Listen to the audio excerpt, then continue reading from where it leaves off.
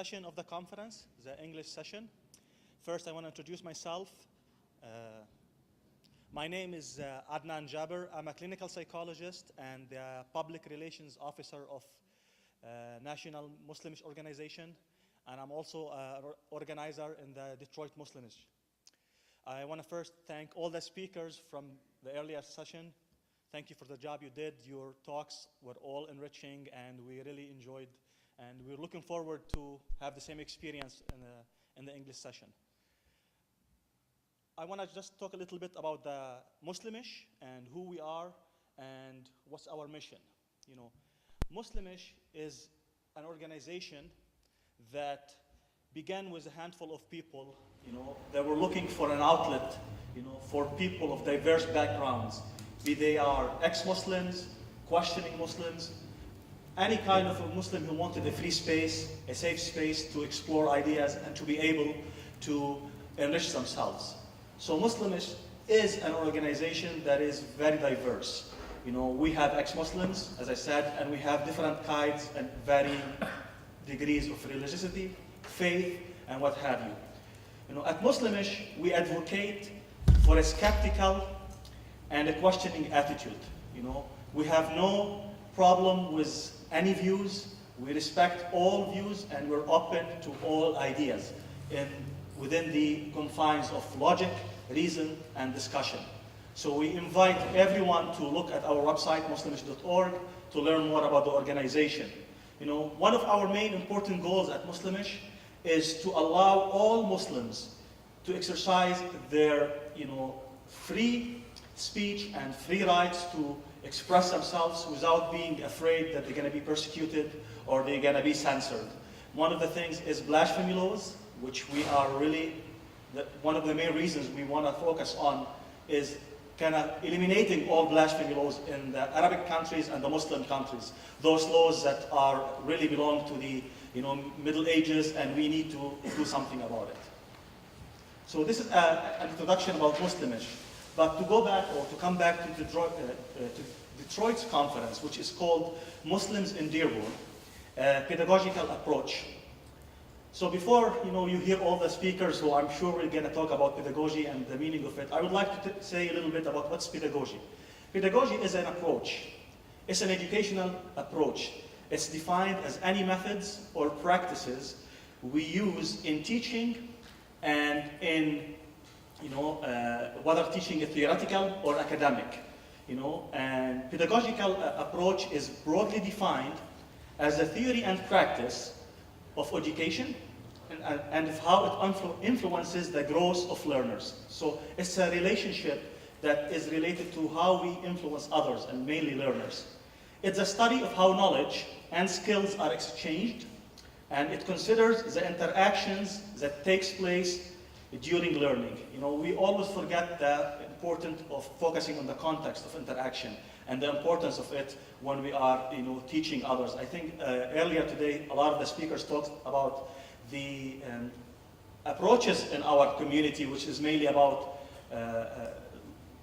not thinking critically sometimes, just memorizing stuff and repeating it. I think pedagogy encourages us to take into account the levels of the learners and the interactions within the learners themselves. So, in that context of this conference, our main goal is to begin a process of assessing and explaining and expanding our knowledge about educational process and approaches in our Dearborn community. And when I say Dearborn community, I mean Dearborn as a very multiply diverse community. Education in our communities is very important, and we want to start the dialogue between diverse fields of study. It's very sad that there is a lot of, energies and educated people and different fields within the community, but they never get to have a dialogue. They never get to, bring their knowledge and expertise to the table.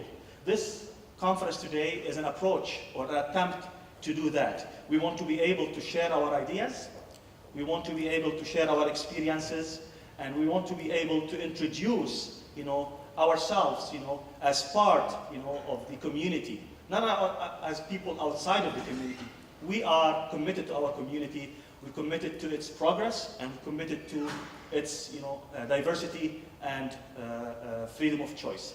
With that, let me start by introducing our first speaker for today.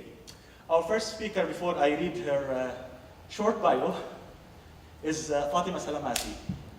On a personal note, Fatima, I got to know her since last year in our first conference. I got to know a person who's really passionate and independent and fierce about helping and advocating science and freedom of speech in our community. She's a fierce feminist. We always have nice discussions. So I'm really proud to have you as a friend in the last year. And I want to also thank you for serving the role of being Detroit Muslimish president. She is the president of Detroit Muslimish, and she had played a big role in getting this conference together, alongside with Wissam Sharafuddin, who never tires. And I don't know where he has this energy from, but he's always working non-stop, and we want to thank also Wissam. So today, Fatima her speech or her talk is called All American Muslims and the Politics of the Muslim Identity. So Fatima is a doctoral student of curriculum and practice at the University of Michigan, Dearborn. Her teaching and research focus on critical dimensions of language and culture, including the study of ethnic and racial communities, acquisition of English and American culture within different social contexts. She is a native from Venezuela and of Lebanon background, which I might say a good mix. All right, with that, let's give it to Fatima for the first talk today.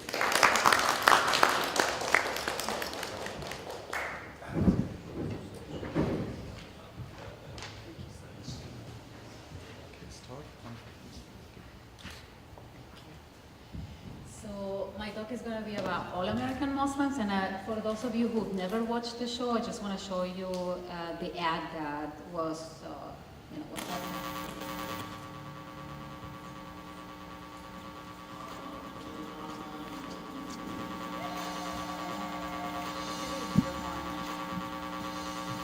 Dearborn in Oklahoma. Dearborn has allowed us to practice our faith without losing our sense of American faith. After 9/11, the environment was a bit more hostile. They say we're Muslim, we're barbaric, or we're terrorists. Towel heads, it got bad. You don't just throw menus on a table and walk away. Our community is complicated, and even within our own families, we don't always agree. There is life outside of Dearborn. So if I was a guy, it would be different. A woman, she's not gonna handle the club. I find it hard to deal with a lot of the criticism. You have concerns with me converting to Islam. Yes. We live our lives like everybody else. I've been in law enforcement for 19 years. I don't require much. I like my country music. The most important things are my family and coaching football. You guys get to do this. So you fight till the end. I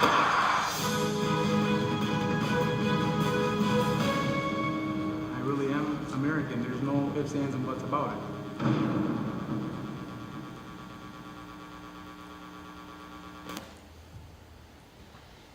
So I learned about All American Muslim show from a colleague at the university right after it had been canceled.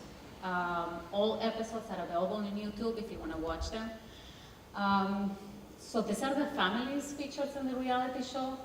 I copied and pasted the names from online just so you get an idea of who they are. So there were 5 families featured in the show. The Amin family, Aouda family, Jafar, Saban, and Bazi family. And you're going to see their names later on in some of the slides.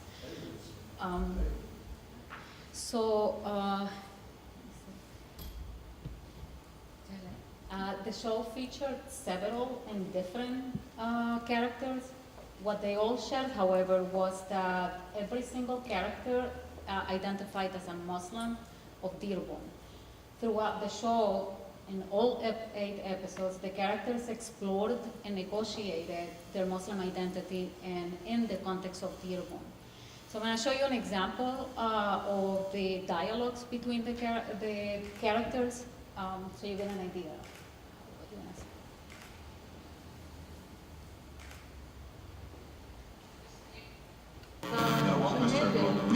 Clap your hands, hop on your foot. Do the booty dance. How do you, like, what's the shit? Like, it's just a proclamation. Some people will be like, I'm gonna convert, but they don't come with the full conversion. Yeah, I'm just gonna convert and I'm gonna adapt it to my life. They don't understand that Islam is a religion, and you either follow it or you don't. Someone's gonna convert to the religion. You gotta do it right. Exactly. How do you expect people to convert and expect them, because they're converts, to be the perfect, to try and be perfect, but because There's no such thing. It's not gonna be about steps. It's at least know what you're getting that's into. fine. You're talking We're about just, like, we're well just, around. like Nina just said, oh, if you're gonna convert, you gotta do it right. But what about the people that were born into it? They don't have to do it right?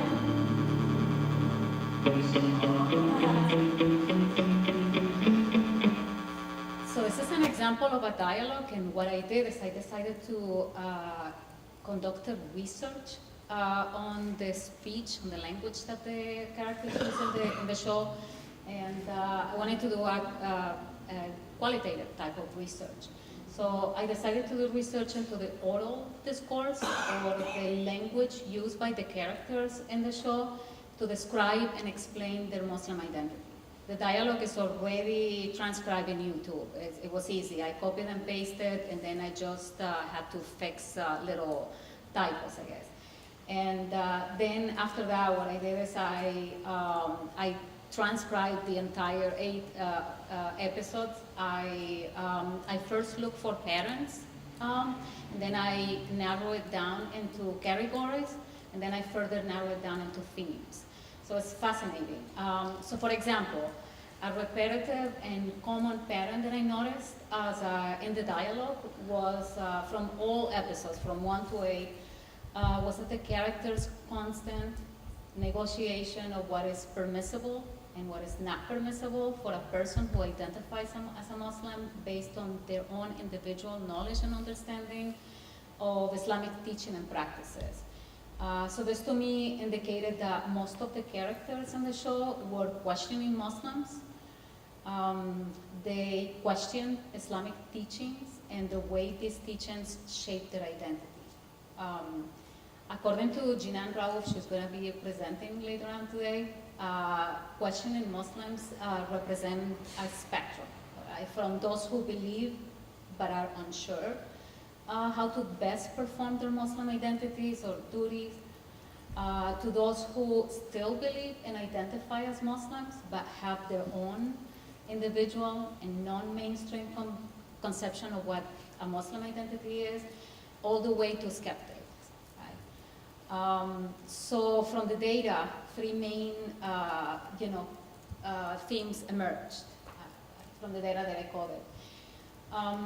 So the first theme that came out from the coding of the data was this theme. I know it's a little bit long, but that was the only way that really can describe it. So the first thing was Muslim identity was represented by way of interpretation and application of Islamic teaching and practices, right? So these Muslims of Dearborn in this show, they varied in the way each interpreted and applied their Islamic teachings and practices they grew up with. The way they individually interpreted those Islamic teachings and performed those Islamic practices represented their own individual Muslim identity.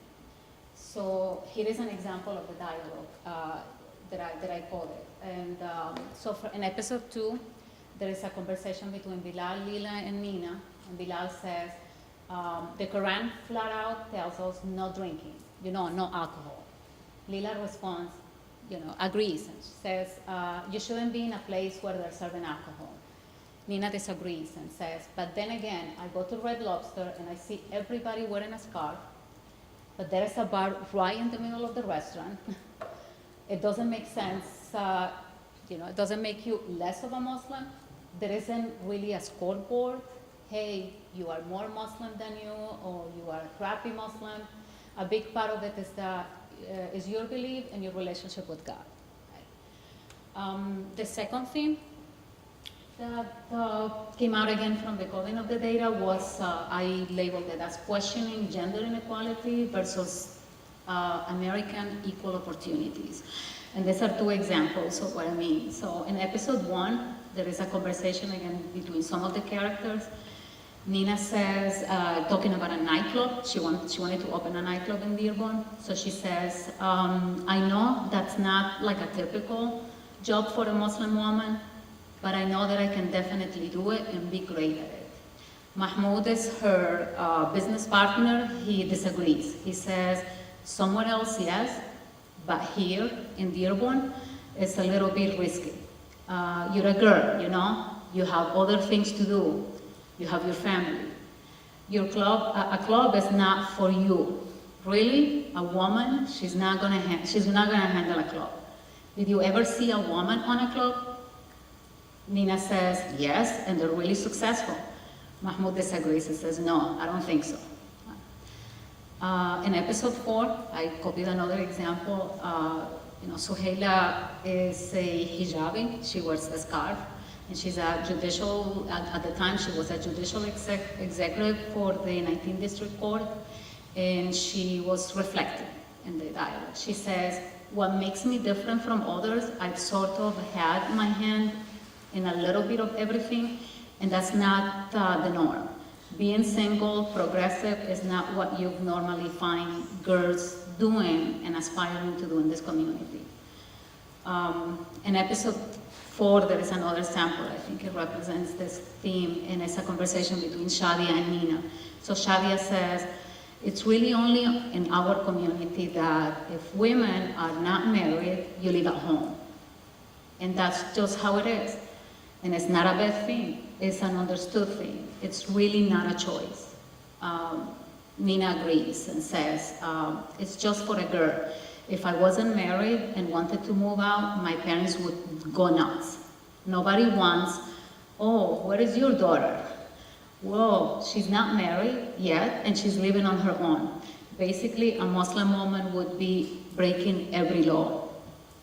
So a third theme that came out from the data, I also labeled as perception of whether the hijab is a choice or an Islamic duty for Muslim women. So that was the most fascinating theme that I found the most fascinating. So the Muslim men and women in this show had different background knowledge and understanding of Islamic rules on hijab. Men seem to have a stricter and a structured understanding of the rules as being mandatory for women to dress the hijab. On the other hand, women believed it to be an individual choice. Although a preferable thing, however, not being necessarily mandatory, right? So these are two examples. In episode 2, there is a conversation between different characters, right? So 2 women and 2 guys. So Angela says, in my opinion, I'm considered fully 100% a Muslim and not wear the hijab. So then Nawal supports her and she says, for me to come and tell Angie or tell Nina, you're not being a proper Muslim because you don't wear the hijab, like, what the hell am I to say that to them? Bilal disagrees. He says, Islam is a religion and you either follow it or you don't. Another supports Bilal and he says, a Muslim woman who wears on the head is empowered because she controls what the men can and cannot see. And as men, we think sometimes, not with our upper head. In the same episode, later on, Shadia reflects and she says, Samira has been talking about wanting to put the scarf on. I'm not sure what her reasons are, but she's not an idiot. It's between her and her God. It's not between me, her, and God. Ali is Samira's husband, and he reflects and he says, I'm actually very happy that Samira wants to put on the headscarf because she's drawn more closer to the religion, to her religion. And I think that will help me get closer to my religion. In episode 5, there is another example I found interesting, and it's a conversation again between Nina, Fuad, and between Nina and Fuad, I'm sorry, so it's a woman and a man. So Nina says, I can't imagine being 9 and committing to something like that, just referring to wearing the hijab. So Fuad, when challenged by Nina about his 2 daughters, one 7 and 8 years old, they're hijabis, he says, why is it that a girl at that age that wears hijab, why can't she experience the same things or feel comfortable that she is wearing a hijab? Nina responds and says, from what I know about the Quran, I know it says a woman needs to be modest. Nowhere does it say that you have to wear the headscarf. Later on in the same episode, Fuad reflects and says, he's sitting right next to his wife, and he says, if our daughters were to feel at their teenage years that they have a hard time with wearing the headscarf, that would be very difficult for me. I hope that doesn't happen. Yeah. And so I wondered, right? I wondered about the impact of All American Muslim show had on Muslims of Dearborn who watched it, right? So I had so I looked for research. I wanted to make sure that I was on the right track. I mean, should I just stop at critical discourse analysis, analyzing the speech, you know, or could I actually interview Muslims from the community? So I found several sources that supported that idea, you know. So one of them is Gramsci, and he says popular culture is a space for the working class. He also referred to the working class as organic intellectual, which I love, to the imagining scenarios of rebellion and